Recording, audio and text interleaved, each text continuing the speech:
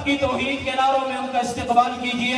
نعرہ تکبیر، نعرہ تکبیر، شان محمد مصطفیٰ، شان محمد مصطفیٰ، مقام محمد مصطفیٰ، عظمت صحابہ، شان صحابہ، شہدائے ختم نبوت، شہدائے ناموس صحابہ، خلافت راشدہ۔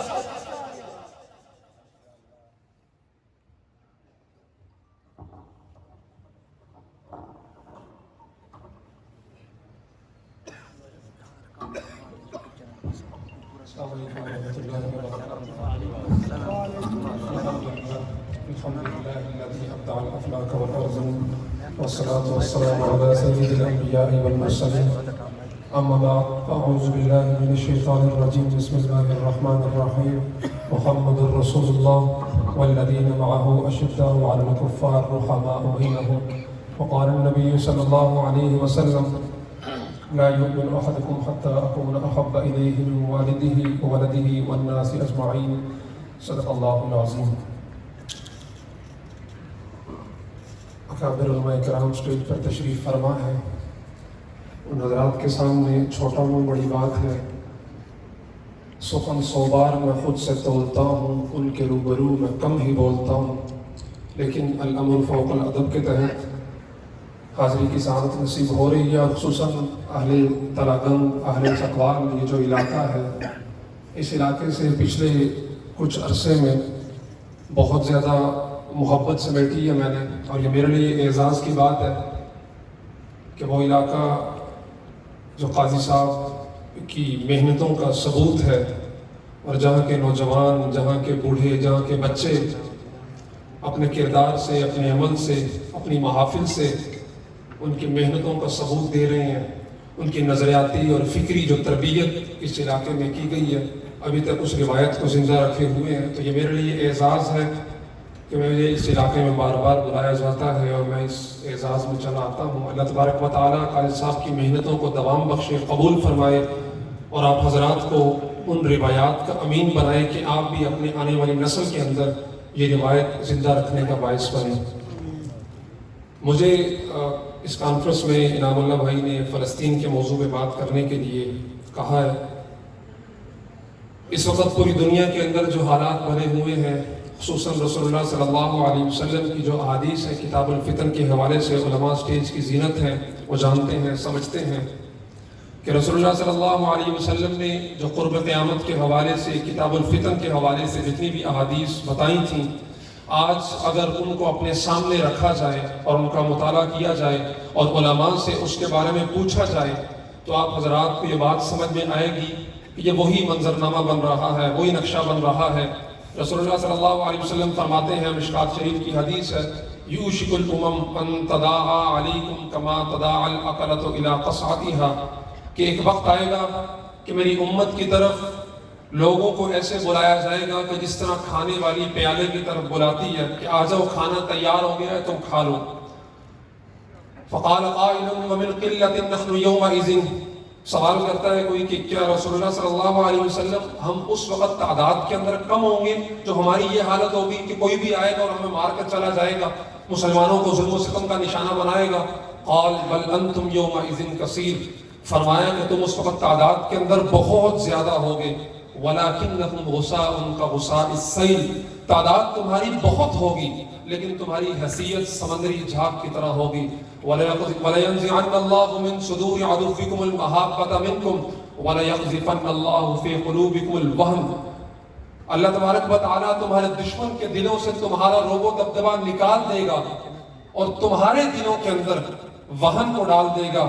وَمَا الْوَهْنُ يَا رَسُولَ اللَّهِ قال حب الدنیا وکراہیت الموت، سوال ہوا کہ یہ وہن کیا ہے؟ فرمایا کہ دنیا کی محبت اور موت کا خوف۔ آج اس احادیث کے پیراڈائم میں، منظرنامے میں، نقشے میں آپ دیکھ لیجئے پوری دنیا کو، جہاں جہاں مسلمان آباد ہیں کیا صورتحال ہے، کشمیر کے اندر کیا ہو رہا ہے، یمن کے اندر کیا صورتحال ہے، سوڈان میں کیا ہو رہا ہے، اور افریقی ممالک کے اندر مسلمانوں کی صورتحال کیا ہے، غزہ، فلسطین کو تو سب ڈسکس کرتے ہیں، ہر بندے کو پتا ہے کہ وہاں کی صورتحال کیا ہے، لیکن بدقسمتی کے ساتھ غزہ کے علاوہ ہمیں کچھ یا زیادہ سے زیادہ ہماری جو نظر ہے وہ جاتی ہے کشمیر تک جاتی ہے، برما کا نام لیا جاتا ہے، چچنیا کا نام لیا جاتا ہے۔ یمن میں کیا صورتحال ہے کسی کو کچھ پتہ نہیں، اور مجھے بھی 3 سے 4 ماہ پہلے تک کچھ پتہ نہیں تھا۔ میرے والد صاحب کی تبلیغی جماعت کے ساتھ تشکیل ہوئی یمن میں، وہ آئے، انہوں نے وہاں کے جو حالات بتائے، واللہ دل خون کے عنصر ہوتا ہے کہ ہم غزہ کے مسلمانوں کی بات کرتے ہیں، یمن میں کیا کچھ ہو رہا ہے مسلمانوں کے ساتھ، سوڈان کے حالات کبھی پڑھیے، وہاں پہ مسلمانوں کے ساتھ کیا کچھ ہو رہا ہے۔ اور میرے والد صاحب کا 2001 میں، پھر 7 میں، پھر 13، 14 اور ابھی 21 میں افریقی ممالک کا سفر ہوا، سیرا لیون، لائبیریا، کینیا، گھانا، وہاں کے حالات کو پڑھیے کہ جہاں مسلمان جو ہے وہ وزارتیں بھی ہیں ان کے پاس، مسلمانوں کے پاس آرمی کے عہدے بھی ہیں، لیکن مسلمانوں کی حیثیت وہاں پر کیا ہے، اور کس طرح مسلم ممالک کے جو ذخائر ہیں وہ یونائٹڈ نیشن اور یہ فرانس اور اس طرح کے ممالک جن کی کالونیاں بنے ہوئے مسلمان، وہ وہاں کے لوگ وہ کس طرح ذخائر وہاں سے لے جاتے چلے جا رہے ہیں، اور مسلمانوں کی حیثیت وہاں میں فقط غلام، اور مسلمان خواتین کی حیثیت وہاں میں فقط باندیوں سے زیادہ کچھ نہیں ہے۔ لیکن وہ تمام ممالک جو مسلمان نہیں ہیں، جنہیں ہم طاغوت کہتے ہیں، جنہیں ہم استعمار کہتے ہیں، وہ اپنی قوت کے اندر، اپنی طاقت کے اندر، اپنے نظریے کے اندر، اپنے عزائم کے اندر، اپنے مقاصد کے اندر بالکل کلیئر ہیں، اپنی آئیڈینٹی کے اندر کلیئر ہیں، اور مسلمانوں کے خلاف مجتمع ہو کر اسی احادیث کے تناظر میں اگر دیکھیے ایک دوسرے کو بلا رہے ہیں کہ آؤ مل کر مسلمانوں کو کھدیڑے، مسلمانوں کے خلاف ظلم و ستم کا بازار گرم کریں۔ غزہ کا تو سب کو ہی پتا ہے، وہاں دیکھیے حملہ تو اسرائیل نے کیا، لیکن اسرائیل کی پشت پہ کون کھڑا ہے، کون اسرائیل کو تھپکی دے رہا ہے کہ جو تم سے ہو سکتا ہے تم کرو، ہم تمہارے ساتھ ہیں۔ کون سے ممالک ہیں جنہوں نے 7 اکتوبر 2023 کے بعد تل ابیب کا دورہ کیا، ان کے حکمرانوں نے، ان کے وزرائے خارجہ نے، ان کے وزرائے دفاع نے، اور اسرائیل کو جا کر بتایا کہ تم پریشان نہیں ہونا، تم اکیلے نہیں ہو، ہم تمہارے ساتھ کھڑے ہیں، تمہاری پشت پناہی کی کر رہے ہیں، اور صرف ساتھ کھڑے نہیں ہیں زبانی کلامی، بلکہ اسلحوں کے جہاز بھر کر لے کر گئے اور جا کے اسرائیل کے حوالے کیے کہ یہ مسلمانوں کے خلاف استعمال کرو۔ 7 اکتوبر کے بعد 6 دن کے بعد امریکی وزیر دفاع تل ابیب کے ایئرپورٹ پہ جاتا ہے اور ایئر فورس کے جہاز کے اندر جاتا ہے، اس کے اندر اپنے ساتھ اسلحہ لے کے جاتا ہے، جو کہ علامتی طور پر دنیا بھر میں یہ پیغام تھا کہ اسرائیل اس جنگ میں اکیلا نہیں ہے، بلکہ امریکہ کی ساری پشت پناہی اس کو حاصل ہے۔ اور اس جہاز سے نکلتے ہی پریس بریفنگ کا انتظام موجود تھا، سامنے دنیا بھر کا میڈیا کھڑا ہے، اور وہ اترتے ہی میڈیا کے سامنے ایک جملہ بولتا ہے صرف، اس کے اندر وہ پورا پیغام دنیا بھر کے لوگوں کو دے دیتا ہے کہ میں یہاں پر امریکی وزیر دفاع کے طور پر نہیں آیا، بلکہ میں یہاں پر ایک یہودی کے طور پر آیا ہوں کہ میں اپنے یہودی بھائیوں کو یہ پیغام دے سکوں کہ وہ اکیلے نہیں ہیں بلکہ میں ان کے ساتھ کھڑا ہوں۔ لیکن اس صورتحال کے اندر کم از کم اس کے اس عمل کے بعد کسی مسلم حکمران کا یہ طرز عمل نہیں بنتا تھا کہ وہ جاتا مسجد اقصیٰ کے اندر جمعہ کی نماز ادا کرتا اور اس کے بعد میڈیا کو یہ پیغام جاری کرتا کہ میں یہاں پر ایک مسلمان کی حیثیت سے آیا ہوں تاکہ اپنے غزہ کے مظلوم بھائیوں کو یہ آس دے سکوں، یہ امید دے سکوں، یہ تسلی دے سکوں کہ میں یہاں پر کسی ملک کے بادشاہ، وزیر اعظم، ولی عہد کی حیثیت سے نہیں، بلکہ رسول اللہ صلی اللہ علیہ وسلم کے ایک امتی اور ایک مسلمان کی حیثیت سے آیا۔ لیکن ہمارے حکمران کیا کرتے رہے؟ اویسی کے اجلاس ہوئے، عرب لیگ کا اجلاس ہوا، نیشن لیگ کا اجلاس ہوا، نشستن، گفتن، برخاستن، کچھ بھی نہیں ہوا۔ مصر میں جس کے بارڈر پہ انسانیت سسک رہی ہے، ہزاروں ٹرک کھڑے ہیں رفح کراسنگ پہ جو مصر سے راستہ لگتا ہے غزہ کو، لیکن ان کو اسرائیل غزہ کے اندر جانے کی اجازت نہیں ہے۔ صرف اگر مصر ہی فیسیلیٹیشن کر دے ان بھوکے پیاسے لوگوں کی تو ان کی مشکلات میں بہت کمی ہو سکتی ہے۔ لیکن اسی مصر کے اندر عرب لیگ کا اجلاس ہوتا ہے اور ایک فرعون مصر کا سیسی اسی اجلاس کے اعلامیے کے اندر یہ لکھ کر بیان جاری کرتا ہے کہ ہم اسرائیل کو اس ظلم اور بربریت کی اجازت نہیں دے سکتے، وہ یا وہ آپ سے اجازت مانگ کر یہ سب کچھ کر رہا ہو۔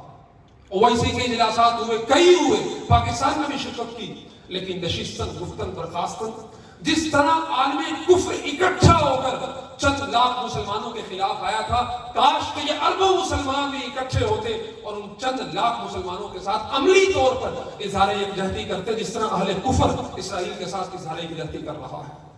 لیکن ڈرتے ہیں نہ نادم ہیں، ہاں کہنے کو وہ خادم ہیں، یہاں الٹی گنگا بہتی ہے، اس دیش میں اندھے حاکم ہیں۔ وہ سسک رہے ہیں، بھوک سے، پیاس سے بلبلا رہے ہیں۔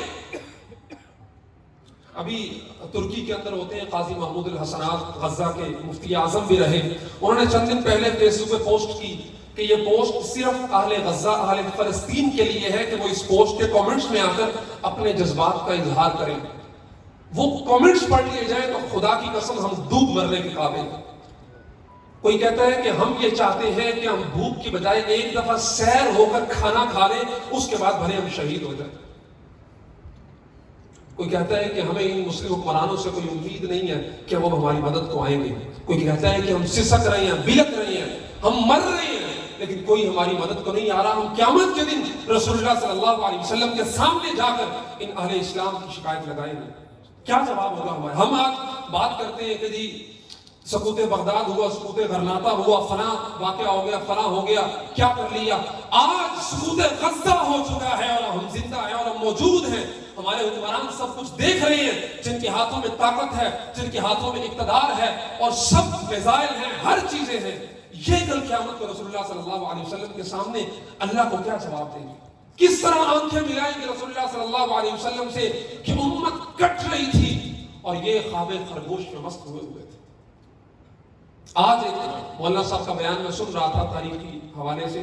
انہوں نے کہا کہ جب شیب ابی طالب کے دوران مقاطع ہوا رسول اللہ صلی اللہ علیہ وسلم کا اور ان کو بالکل الگ کر دیا گیا، تو قریش کا جو عام طبقہ تھا انہوں نے اچھا کھانا پینا صرف یہ سوچ کر چھوڑ دیا کہ بنو ہاشم کھانے پینے کے لیے ترس رہے ہیں اور ایسی صورتحال کے اندر ہم عیاشی کریں. حالانکہ وہ کافر تھے، صرف اہل قبیلہ تھے. قریش مکہ نے مقاطعہ کیا جو اہل ثروت لوگ تھے، سردار تھے، لیکن جو ان کے عام لوگ تھے انہوں نے بنو ہاشم سے اظہار یکجہتی کے لیے اچھا کھانا پینا چھوڑ دیا. اور آج جب علماء کی طرف سے بائیکاٹ کی بات کی جاتی ہے تو کچھ لوگ صرف اپنی زبان کے ذائقے کو قربان کرنے کے لیے تیار نہیں ہیں. ہے کوئی جواب ہمارے پاس؟ کہ مجھ سے پوچھ لیا رسول اللہ صلی اللہ علیہ وسلم نے. ابھی 96 دن ہو گئے ہیں دوبارہ سیز فائر کے بعد جنگ شروع ہوئے. 57 بچے معصوم صرف بھوک اور پیاس کی وجہ سے مر گئے، غذائی قلت کا شکار ہو کر جو قبر میں اتر گئے.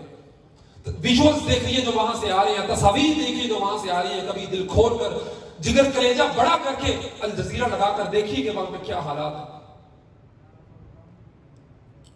اور ان اہل غزہ کا ایمان، اللہ اکبر. ایک بچہ بمباری کے اندر شہید ہوتا ہے، جب اس کے کپڑے اتارے جیب کے اندر سے ایک پرچی نکلی چھوٹی سی جس کے اوپر جملہ لکھا ہوا ہے کہ میرا فلاں دوست، میں نے اس کا 20 شیکل قرضہ دینا ہے، اگر میں مر جاؤں تو وہ قرضہ میری طرف سے کوئی ادا کر دے. 10 سال کا بچہ صرف. اور ویڈیو موجود ہے، کوئی قصے کہانیاں نہیں، کتاب و تاریخی واقعات نہیں ہے. 2025 ہے، ڈیجیٹل دنیا ہے، ہر چیز کا ثبوت موجود ہے. ایک بچے کی ماں اس سے پوچھتی ہے کہ بمباری ہو رہی، لوگ مر رہے، چیتھرے اڑ رہے، یہ مسلم حکمرانوں کو ہماری مدد کا خیال کیوں نہیں آتا؟ یہ کیوں نہیں دیکھ رہے ہماری طرف؟ یہ کیوں نہیں آتے ہماری مدد کرنے کے لیے؟ بچہ جواب دیتا ہے کہ ماں، آج اگر جبرائیل بھی آ کر پوچھے گا کہ تمہیں میری مدد کی ضرورت ہے تو میں کہوں گا میرے لیے تم نہیں، میرا خدا کافی ہے. یہ ان کا جذبہ ایمانی ہے.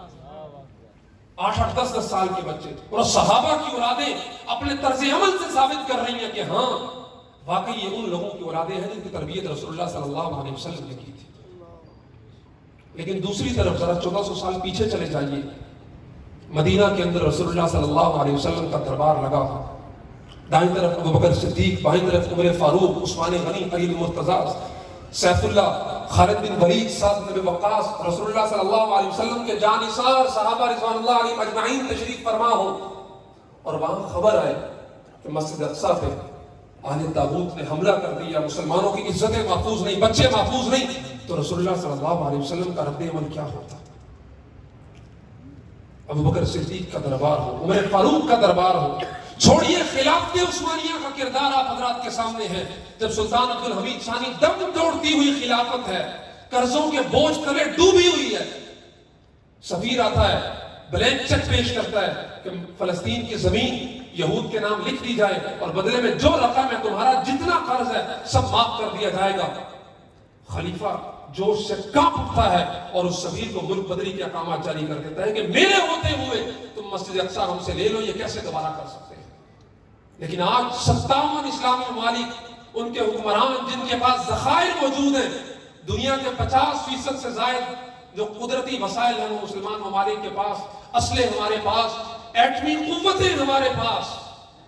شیخ الاسلام مفتی تقی عثمانی صاحب نے فرمایا تھا قومی کانفرنس اسلام آباد میں چند دن پہلے، میں بھی وہیں موجود تھا. شیخ صاحب نے فرمایا کہ اس سے بہتر کوئی وقت نہیں ہو سکتا کہ امت مسلمہ اپنے گریبانوں سے مغرب کی غلامی کے توق کو اتار پھینکے. کیونکہ اہل غزہ کے ساتھ جو کچھ ہو رہا ہے یہ تقسیم ہو چکی ہے. یا آپ رحمان کے لشکر میں ہو یا آپ شیطان کے لشکر میں ہو. یہ فیصلہ آپ نے کرنا ہے کہ آپ رحمان کے لشکر میں جائیں گے یا پھر شیطان کے ساتھی بن کر شیطان کے لشکر کے اندر اپنا نام شمار کروائیں گے. ان کے وزیر امن نے کہہ دیا، کل بیان ریکارڈ میں موجود ہے، کہ ہم ہر اس جگہ کو ٹارگٹ کریں گے غزہ کی جہاں پر روٹیاں بن رہی ہیں، جہاں پر تندور ہے، جہاں پر کچھ بیکری ہے، جہاں سے کھانے پینے کی کچھ نہ کچھ چیز تیار ہو رہی ہے.